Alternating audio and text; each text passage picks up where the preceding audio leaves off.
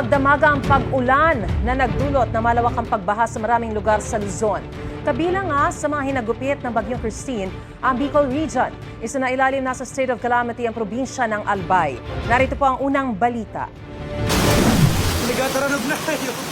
Sa gitna ng rumaragasang bahang dulot ng Bagyong Christine, kahit madulas, buwis buhay na sumampa sa metal railings ng isang tulay sa Legazpi, Albay ang ilang residente para makatawid.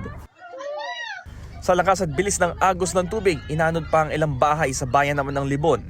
Sa ilang highway sa bayan ng Owas at Polanggi, mabagal ang takbo ng mga sasakyan dahil din sa baha.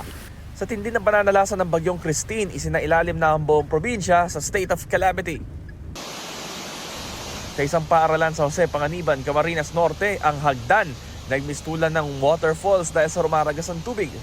Dahil sa patuloy na buhos ng ulan, nagkabutas na sa gitna ng isang kalsada sa bayan ng Daet. Nararanasan din sa baybayin doon na naglalakihang mga alon. Tila rumaragas ang ilog naman ng eksena sa Sitio San Jose sa Naga, Camarines Sur, kung saan isang lalaki ang isinakay sa bangka. Baha rin sa iba pang bahagi ng lungsod at umapaw na rin ang Bicol River. Stranded naman ang mga residente sa ilang barangay sa Del Gallego nang malubog ang dalawang spillway na kanilang dinaraanan. Sa bayan ng Pili, halos tangayin na ng hangin ng payong ng ilang residente na nasa labas. Pinasok na rin ng baha ang ilang bahay at gusali roon. Sa pilitan ng ipinalikas sa mga residente sa probinsya na nakatira malapit sa ilog. Sa gitna ng pagbaha sa Sorsogon City, na-rescue ang isang babaeng malapit ng manganak. Sa kabutihang palad, ligtas siyang naidala sa ospital.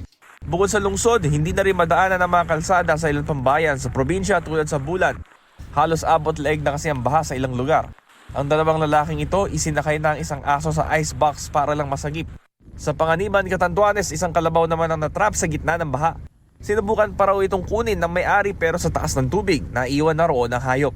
Nakataas ang wind signal number 2 sa ilang bahagi ng Albay, Camarines Norte, Camarines Sur, Catanduanes at Sorsogon. Wind signal number 1 naman sa Masbate. Ito ang unang balita, Bam Alegre para sa GMA Integrated News.